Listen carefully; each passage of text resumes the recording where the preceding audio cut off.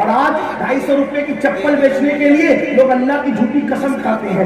آج کا قصاب گوشت بیچنے کے لیے 150-200 روپے کا 400 روپے کا گوشت بیچنے کے لیے اللہ کی جھوٹی قسم کھاتا ہے. آپ سے پوچھنا چاہتا ہوں, اللہ کی جھوٹی قسم کھا رہا ہے چپل بیچنے کے لیے, سبزی بیچنے کے لیے, وجہ دین اس کے پاس نہیں ہے, علم اس کے پاس نہیں ہے. تو مسلمانوں اسی لیے تباہی ہے, بربادی ہے.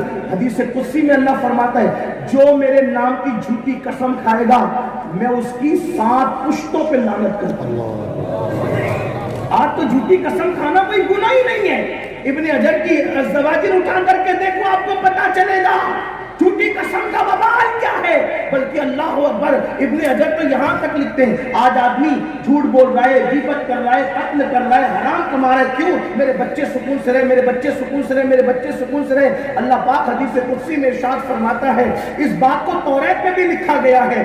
اللہ فرماتا ہے جب کوئی میرا بندہ نیک عمل کرتا ہے تو میں اس سے پیار کرنے لگتا ہوں, اس سے محبت کرنے لگتا ہوں, اور پھر اس کو اتنی برکت عطا کرتا ہوں کہ وہ برکت میری کبھی ختم نہیں ہوتی. اور پھر اللہ فرماتا ہے جب کوئی میری نافرمانی کرتا ہے, جب کوئی میری نافرمانی کرتا ہے, جب کوئی میری نافرمانی کرتا ہے تو اللہ فرماتا ہے میں اس کو اپنا دشمن بنا لیتا ہوں, اس سے دشمنی کرتا ہوں, اور جس سے دشمنی کرتا ہوں اس کے گناہ کی وجہ سے اس پہ لعنت کرتا ہوں, اور میری لعنت اس کی 7 پشتوں تک پہنچتی رہتی ہے.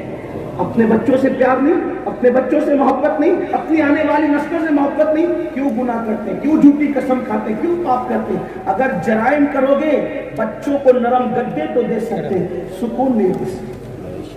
آرام تو دے سکتے ہو, سکون نہیں دے. دیکھو آرام اور سکون میں فرق ہے. لوگوں نے آرام ہی کو سکون سمجھا, سکون ہی کو آرام سمجھا, غلط بات ہے. کرسی میں بیٹھنے سے آرام ملتا ہے, سکون نہیں ملتا. نرم گدوں میں بیٹھنے سے آرام ملتا ہے, سکون نہیں ملتا. روح افزا پینے سے آرام ملتا ہے, سکون نہیں ملتا. اگر سکون کب ملتا ہے؟ میں نے کہا نرم گدوں سے سکون نہیں ملتا, سکون حلال کمائی سے ملتا ہے. ظلم کرنے سے سکون نہیں ملتا, ظالم کا پنجہ موڑنے سے سکون ملتا ہے. زمین پہ کانٹے بچھانے سے سکون نہیں ملتا, کانٹے اٹھانے سے سکون ملتا ہے.